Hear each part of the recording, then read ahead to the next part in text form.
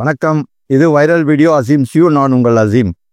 கள்ளக்குறிச்சி மாணவி மர்ம மரண வழக்கில் என்ன இம்ப்ரூவ்மெண்ட் இருக்குது அப்படின்னு உங்களுக்கு எல்லாம் தெரிஞ்சுக்க ஆர்வமாக இருக்கும். ஏன்னா 24ஆம் தேதி வாய்தா போட்டது இந்த 24ஆம் தேதி கடந்து போயிடுச்சு. இவ்வளோ டிலேயாக வீடியோ ஏன் போடுறீங்க அப்படின்னு நிறைய பேர் கேட்குறீங்க. எனக்கு புரியுது.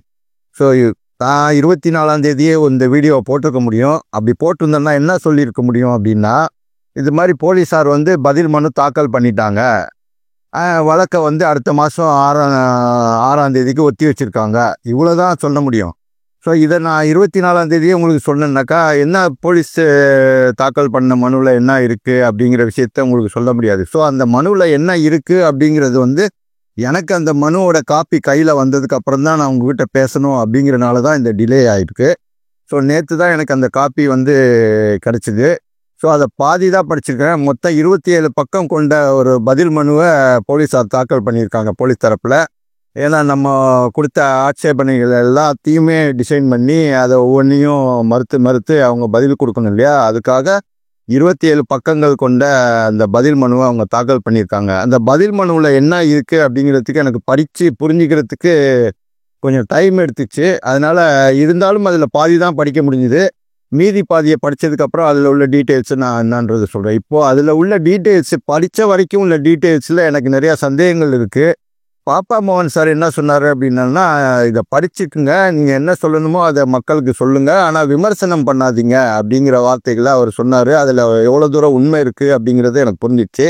சில விஷயங்களை நானே ரிவீல் பண்ணிட்டேன்னாக்கா அது அவங்களுக்கு வாதாடும் போது அது பாதிப்பை ஏற்படுத்தக்கூடும் அப்படிங்கிறனால எதை சொல்லலாம் எதை சொல்லக்கூடாது அப்படிங்கிற ஒரு சந்தேகம் எனக்கு இருந்தனால நான் டைரெக்டாக பாப்பமோகன் ஐயாக்கே ஃபோன் பண்ணி அவங்க வாயாலேயே என்னென்ன நடக்க போகுது, எதிர் அடுத்த கட்ட நடவடிக்கை என்ன அப்படிங்கிறத அவர் வாயாலேயே சொல்லலாம் அப்படிங்கிற ஒரு முடிவு பண்ணிவிட்டு அதை படித்து முடிச்சுட்டு அவர்கிட்ட ஃபோன் பண்ணலான்னே. ஆனால் என்னோடய ஆர்வம் தாங்க முடியாமல் பாதி படிச்சுட்டு இருக்கும்போதே அவர் சண்டேன்றதுனால கொஞ்சம் ஃப்ரீயாக இருப்பார் அப்படிங்கிறனால அவருக்கு ஃபோன் பண்ணி அந்த விஷயத்தை அவர்கிட்ட கேட்டேன்.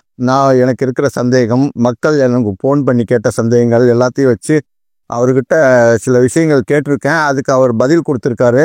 என்ன சொல்லணுமோ அது வரைக்கும் சொல்லியிருக்காரு. ஸோ சில விஷயங்கள் கோர்ட்டில் தான் சொல்ல முடியும், கோர்ட்டில் தான் வாதாட முடியும் அப்படிங்கிறனால சில விஷயங்களை சொல்லாமல் தவிர்த்திருக்கலாம். அதுக்காக இது நம்ம மறைக்கிறோம் அப்படிங்கிறது இல்லை. இந்த விஷயத்தை இப்போவே சொல்லிட்டோம்னா கோர்ட்டில் சொல்லும்போது அதுக்குள்ள பதில் உரையை அவங்க ரெடி பண்ணிட்டு வந்துடுவாங்க அப்படிங்கிறனால சில விஷயங்களை மறைச்சு அவர் சொல்லியிருக்காங்க. ஸோ இப்போதைக்கு இருக்கக்கூடிய சந்தேகங்கள் என்ன, அவங்க போலீஸ் தரப்பில் தாக்கல் பண்ண மனுவில் என்ன சொல்லியிருக்காங்க அப்படின்னா, திரும்ப ஒரே விஷயத்தை தான் சொல்லியிருக்காங்க. நாங்கள் சார்ஜ் ஷீட்டை சட்டப்படி தான் பண்ணியிருக்கோம், அந்த கோர்ட்டு கைட்லைன்ஸு அது கண்காணிப்பில் இருக்கிறனால இதை அட்மோஸ்ட் கேர் எடுத்துகிட்டு நாங்கள் இந்த எவிடன்ஸ் கலெக்ட் பண்ணுறதாகட்டும், மற்றது ஃபாரன்சிக் ரிப்போர்ட் வாங்கட்டும், டிவிஆர்லேருந்து அந்த கால் ஹிஸ்ட்ரிலேருந்து எல்லாமே சட்டப்படி ரொம்ப கேர் எடுத்து தான் பண்ணியிருக்கோம் அப்படிங்கிறத அவங்க சொல்லியிருக்காங்க. அந்த இதில் திரும்ப அதே ஒரு பேராவே ரிப்பீட்டடாக ஒரு 10 இடத்துல சொல்லியிருக்காங்க. நான் படித்த பாதி வரைக்குமே அது ஒரு 7-8 இடத்துல ரிப்பீட் ஆகுது அதே பேராகிராஃபு. ஏன்னா நாங்கள் இந்த கேர் எடுத்து தான் பண்ணியிருக்கோம்னு திரும்ப சொல்லிட்டு இருக்காங்க. வேறு இதுதான் அவங்க சொல்ல முடியும். நம்ம எதிர்பார்த்த ஒரு விஷயம் தான். ஏன்னா ஒரு சார்ஜ் ஷீட் கொடுத்துட்டாங்கன்னாக்கா அந்த சார்ஜ் ஷீட்டை நம்ம மறுக்கும் போது அந்த சார்ஜ் ஷீட்டில் இருக்க விஷயங்கள் எல்லாம் உண்மைதான் அப்படின்னு அவங்க சொல்ல முடியுமே தவிர, இல்லை அவங்க கேட்குற சந்தேகங்கள்லாம் உண்மைதான் அப்படிங்கிற மாதிரி சொல்ல முடியாது. ஸோ இந்த மாதிரி தான் ஒரு பதில் மனு வரும் அப்படிங்கிறது நம்ம எதிர்பார்த்த ஒரு விஷயந்தான்.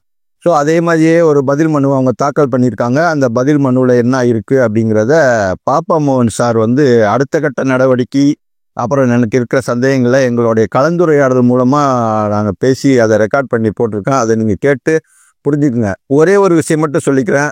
Justice delayed is justice denied அப்படின்னு சொல்கிற அதே சமயம் justice hurried is justice buried அப்படிங்கிறதையும் நம்ம கவனத்தில் கொள்ளணும். தாமதிக்கப்பட்ட நீதி, மறுக்கப்பட்ட நீதி அப்படின்னு சொல்லும்போது அதாவது அவசரப்பட்டு கொடுக்கக்கூடிய நீதி அந்த நீதியை பரி பண்ண மாதிரியான ஒரு விஷயம். ஹரீடு ஜஸ்டிஸ் இஸ் பரீட் ஜஸ்டிஸ் சொல்லுவாங்க இல்லையா, அதுதான் நான் சொல்ல வர்றது. நம்ம இந்த விஷயத்தில் அவசரப்பட்டு எந்த நடவடிக்கையும் எடுக்க முடியாது. இது கொஞ்சம் டைம் கன்சியூமிங் ப்ராசஸ் தான். அதுக்காக பொறுமையாக இருந்தால் தான் இந்த விஷயத்தில் நம்ம வெற்றி பெற முடியுங்கிற விஷயத்தையும் பாப்பா மோகன் சார் சொல்லியிருக்காரு. அவரோட நான் பேசின விஷயங்களை நீங்களே கேட்டு தெரிஞ்சுக்குங்க. வணக்கம் தோழர். வணக்கம். ரொம்ப நாள் ஆச்சு சார் உங்களோட பேசி. அது 24ஆம் தேதி டேட் போட்டாங்க. 24ஆம் தேதி அவங்க இது ஆமா ஆமா ஆமா அவங்க ரிப்போர்ட் ஃபைல் பண்ணிட்டாங்கன்னு கேள்விப்பட்டேன். ஆமா ஆமா. இப்ப வந்து ஸ்ரீமதி வழக்கில் பொறுத்தவரை வந்து செல்வி வந்து இந்த குற்றப்பிரிவு சிபிசிஐடி வந்து குற்றப்பிரிவு வந்து இவங்க கொடுத்த வழக்கு வந்து உண்மைக்கு மாறான வழக்கு. அந்த பொண்ணு தானாக தான் இறந்துருச்சுன்னு சொல்லி இவங்க வழக்கை வந்து ரெஃபர் பண்ணுறாங்க, மிஸ்டேக் ஆஃப் ஃபேக்ட்னு சொல்லி. அந்த குற்றப்பத்திரிகையின் பேரில் நாம் வந்து ஆட்சேபனை போடுவதற்காக தான் ஆவணங்கள் கேட்டு போராடி விழுப்புரத்திலிருந்து கள்ளக்குறிச்சிக்கு மாற்றப்பட்டு கள்ளக்குறிச்சியினுடைய தலைமை குற்றவியல் நடுவர் நீதிமன்றத்துக்கு முன்னால் வந்து தொடர்ந்து நம்ம போராடி அந்த ஆவணங்கள் பூரா வாங்கி இறுதியாக நாம் ஆட்சேபனை போட்டோம். அந்த ஆட்சேபனைக்கு வந்து பதிலுரை போடணும், அரசு தரப்பில் போடணும். அது வந்து 2-3 வாய்தாவுக்கு மேலே தொடர்ந்து வாங்கி சில சமயம் வந்து நீதிமன்றம் விடுமுறையாக இருந்தனாலையும் தாமதம் போய் கடைசியாக வந்து இந்த 24ஆம் தேதி ஏப்ரல் மாதத்தில் ஃபைனல் போட்டாங்க. ஆமாம், சிஜிஎம் கோர்ட்டில் வந்து பதிலுரை போட்டாங்க. நம்ம காப்பி வாங்கிட்டோம். இப்போ வந்து அவங்க பதிலுரையில் வந்து நாம் போட்ட ஆட்சேபனை மனு செல்லத்தக்கதில்லை, தள்ளுபடி பண்ணுன்னு சொல்லி அவங்க கேட்குறாங்க. நாம் வந்து சிபிசிஐடி போட்டிருக்கக்கூடிய அந்த குற்றப்பத்திரிகையை ரத்து செய்து மீண்டும் தொடர் விசாரணைக்கு அனுமதிக்கணும் அப்படின்னு சொல்லி நாம கேட்குறோம். இப்போ நீதிமன்றத்தின் கையில் தான் இப்போ எல்லா பவர் இருக்குது. இப்போ நீதிமன்றம் வந்து சிஜிஎம் வந்து இந்த 2 தரப்பு வாதங்களை கேட்டு குற்றப்பத்திரிகையை ஏற்றுக்கொள்ளாம மீண்டும் தொடர் விசாரணைக்கு வந்து போடுறாரா, அல்லது அரசு தரப்பு கோரி இருக்கிறபடி நாம போட்ட ஆட்சேபனையை தள்ளுபடி பண்றாங்கிறது நம்முடைய வாதத்திற்கு அப்புறம் தான் உத்தரவு போடுவாங்க. இப்போ 6ஆம் தேதி வந்து நம்ம ஆர்குமெண்ட் தான் நடக்கும் இல்லையா? ஆமா. அல்ல, அன்னைக்கு தான் அந்த 6/5/2025 தான் நம்ம வந்து நாம் வச்சிருக்கக்கூடிய வாதங்கள்லாம் ஏற்கனவே ஆவணங்களை கேட்டு மற்றதை கேட்டு போட்டோம். இப்ப எந்த அடிப்படையில் குற்றப்பத்திரிகையே வந்து செல்லத்தக்கதல்ல, ரத்து செய்யப்பட வேண்டியது அப்படிங்கிறத வந்து நாம ஆதாரப்பூர்வமாக சட்டத்தின் அடிப்படையிலையும் பொறுமையின் அடிப்படையிலும் நாம வந்து வாதிட போறோம் 1ஆம் தேதி. அதுக்கு பிறகுதான் அவங்களும் வாதிடுவாங்க, 2 தரப்பை கேட்டு உத்தரவு பாஸ் பண்ணுவாங்க. அதுக்கப்புறம் தான் வந்து அடுத்த கட்டத்துக்கு போகணும். நம்ம இந்த நிலை இன்னைக்கு. ஆமாம் சார். இப்போ அவங்க போட்டிருக்க அந்த இதுல பதில் மனுல வந்து நிறைய கான்ட்ரடிக்ஷன்ஸ் இருக்கு. ஆமா, அது முதல்ல அவங்க குற்றப்பத்திரிக்கை தாக்கல் பண்ணாங்க இல்லையா, அந்த இதை சப்போர்ட் பண்ற மாதிரி தான் இவங்க பேசிட்டாங்களே தவிர நம்ம கேட்ட அப்ஜெக்ஷன்ஸ்க்கு எதுக்குமே அவங்க பதில் சொன்ன மாதிரி தெரியல. கிடையாது, கொடுக்க முடியாது. ஆமா, உதாரணத்துக்கு ஒண்ணு மட்டும் சொல்றேன் நான். இப்ப ஏன்னா அது வந்து நீதிமன்றத்தினுடைய நிலுவையில் இருக்கிறதுனால நான் உள்ளுக்குள்ள எல்லாம் போய் பேச முடியாது. இல்ல சார், நான் அந்த 27 பக்கம் அவங்க பதிலுரை இருக்கு இல்லையா, அது வந்து நீங்க அனுப்புனது வந்து நான் அதை பாதி தான் படிச்சேன். அந்த பாதி படிக்கும்போதே அவங்க சொன்ன விஷயத்தையே திரும்ப திரும்ப அதே விஷயத்த நாங்க வந்து சட்டப்படி தான் பண்ணியிருக்கோம், எல்லாமே இது பண்ணி தான் பண்ணியிருக்கோம் அப்படின்ற மாதிரி திரும்ப திரும்ப அதே தான் சொல்றாங்களே தவிர அவங்களுடைய வாதத்தை எடுத்து வைக்கிற மாதிரி எதுவுமே இல்லை. ஸோ இப்போ நம்ம சொல்ல வர்றது என்னன்னா, சுப்ரீம் கோர்ட் ஒரே ஒரு சந்தேகம் மட்டும்தான் சார், மக்களுக்கு சந்தேகம் என்கிட்ட கேட்டு ஃபோன் மூலமா அவங்கள்ட்ட கேட்க சொன்னது, சுப்ரீம் கோர்ட் வந்து ஹைகோர்ட் கொடுத்ததுக்குள்ள ஒரு அதாவது அவங்களோட பார்வைன்னு சொல்லிட்டு ஒரு தீர்ப்பு கொடுத்தாரு இல்லையா, தீர்ப்பு மாதிரி ஒண்ணு. அதாவது இந்த விஷயத்த வந்து இப்படிதான் விசாரிக்கணும் அப்படின்னு சொல்லிட்டு அதுக்கு வந்து சுப்ரீம் கோர்ட் அப்ஜெக்ஷன் கொடுத்தாங்கல்ல. ஆமா ஆமா ஆமா. இது வந்து நீதிபதி இல்ல இங்க சென்னையில பிணை கேட்கும் போதும் உடற்குறாய்வு செய்வதற்காக 3வது ஒரு மருத்துவரை நியமிக்கணும்னு சொல்ற போதும் 2 நீதிபதிகள் தனித்தனியா கொடுத்திருக்கூடிய அந்த ஆப்சர்வேஷனை வந்து சுப்ரீம் கோர்ட்ல ரத்து பண்ணிட்டாங்க. ஆமா, அந்த ஆப்சர்வேஷன் படி நீங்க இன்வெஸ்டிகேஷன் பண்ண தப்பு, ஃப்ரெஷ் இதுபடி தான் இன்வெஸ்டிகேட் பண்ணணும் அப்படின்னு சொல்லிட்டு சுப்ரீம் கோர்ட் ஆர்டர் போட்டாங்க இல்லையா.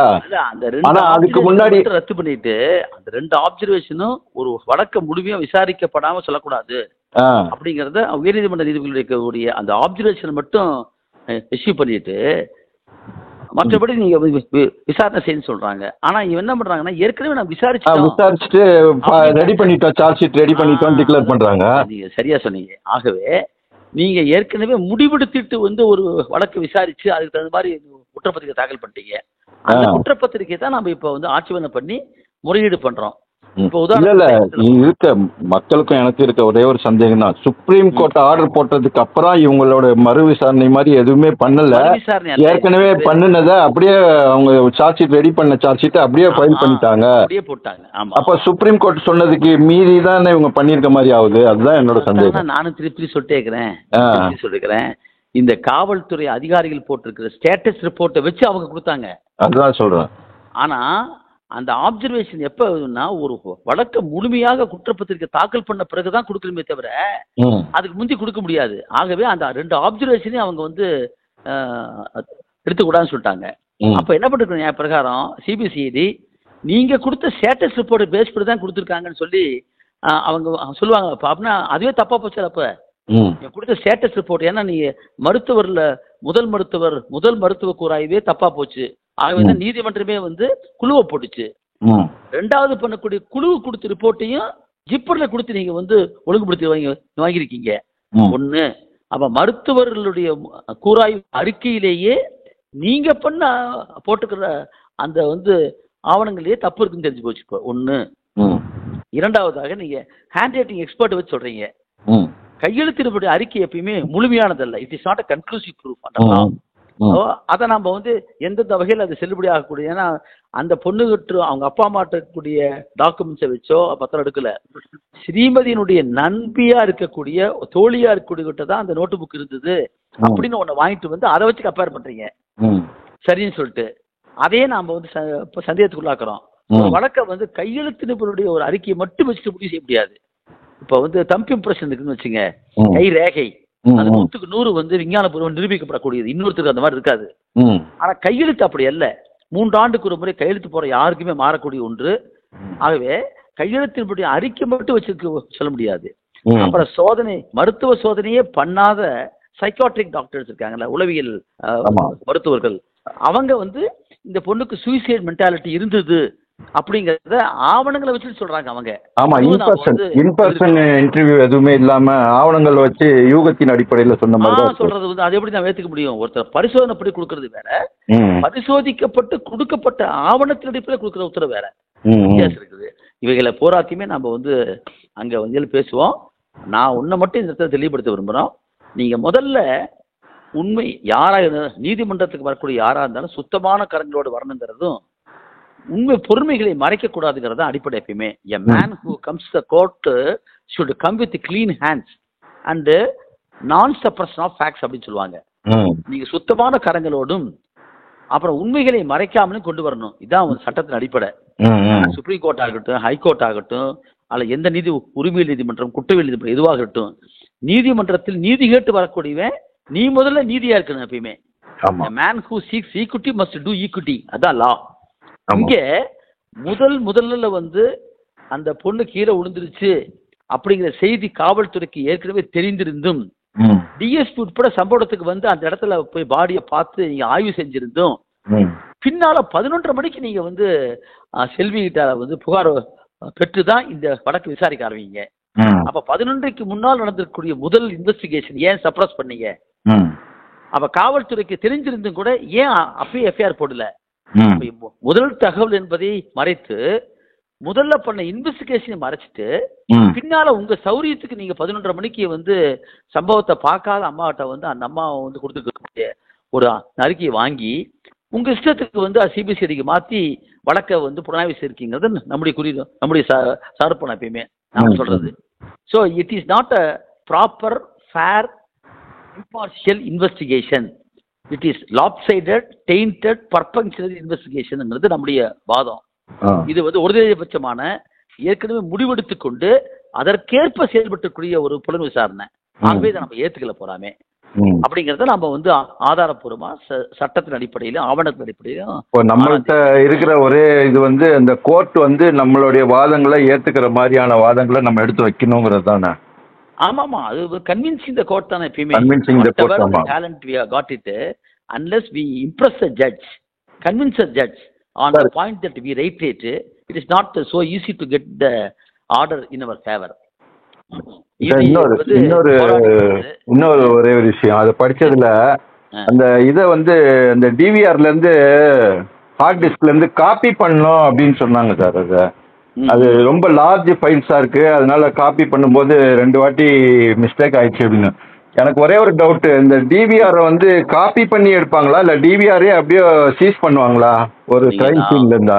கோகுல்ராஜ் கேஸ்ல பாத்துருப்பீங்க, டிவிஆரை வந்து நம்ம முதல்ல சீஸ் பண்ணாம அந்த ஃபுட்டேஜோட இதை மட்டும் பண்ணிட்டு ஹார்ட் டிஸ்க் மட்டும் பண்ணிட்டுறாங்க அந்த விஷ்ணுபிரியா டிஎஸ்பி.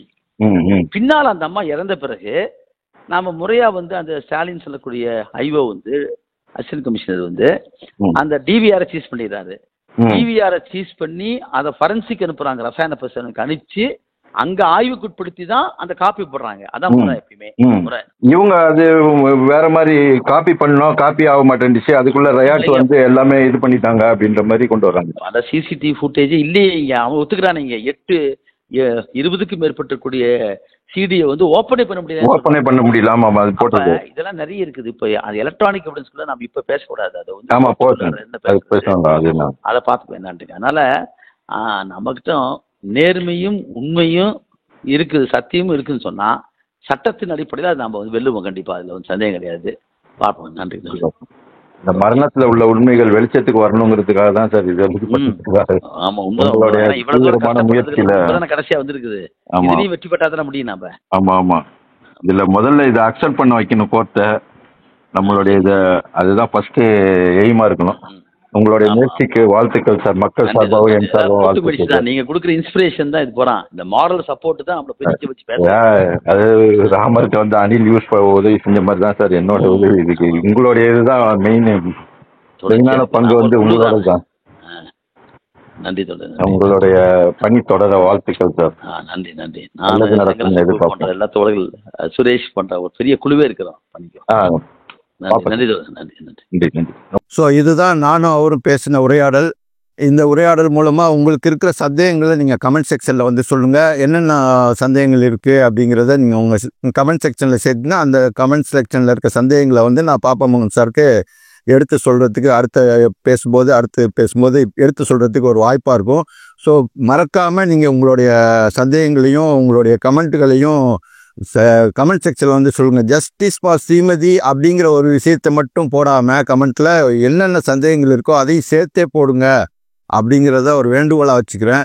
இந்த வீடியோவை நீங்கள் லைக் பண்ணுறது மூலியமாக அதிகமான மக்களுக்கு கொண்டு போய் சேர்க்கும் அப்படிங்கிறதையும் சொல்லிவிட்டு, நீங்கள் வீடியோ பார்க்குறது மட்டும் இல்லாமல் அந்த வீடியோக்கு ஒரு லைக் கொடுத்தீங்கன்னா நிறையா மக்களை போய் சேரும் இந்த வீடியோ அப்படிங்கிறதையும் ஒரு வேண்டுகோளாக வச்சுக்கிட்டு இந்த வீடியோவை முடிச்சுக்கிறேன். அடுத்த பீதியை படித்ததுக்கப்புறம் அதில் உள்ள டீட்டெயில்ஸை நான் அடுத்த கட்டத்தில் இருக்குது. 6ஆம் தேதி இந்த வழக்கு ஒத்தி வைக்கப்பட்டிருக்கு. 6ஆம் தேதி நம்ம 2 பேரும் போலீஸ் தரப்பும் இவங்களுக்கும் ஆர்குமெண்ட் நடக்கும். இதை ஏற்றுக்கணும், எங்களோட மனுவை ஏற்றுக்கணும்னு போலீஸ் தரப்பும், இல்லை அந்த சார்ஜ் ஷீட்டை டினை பண்ணிவிட்டு ஃப்ரெஷ் இன்வெஸ்டிகேஷன் போடுங்கன்னு நம்மளோட கோரிக்கையை 2 பேருமே வாதிட்டு அந்த பிரதிவாதங்களை கோர்ட் என்ன ஏற்றுக்குது, நம்ம தரப்பை ஏற்றுக்கிறாங்களா போலீஸ் தரப்பை ஏற்றுக்கிறாங்களான்றதை பொறுத்து தான் அடுத்த தீர்ப்பு வரும். அந்த தீர்ப்பில் நம்ம வாதத்தை ஏற்றுக்கிட்டாங்கன்னா ஃப்ரெஷ் இன்வெஸ்டிகேஷன் ஸ்டார்ட் ஆகும். அப்படி இல்லை அப்படின்னா நம்ம அடுத்ததாக மேல் கோர்ட்டுக்கு போக வேண்டியத நடவடிக்கையை எடுக்க வேண்டியிருக்கும்.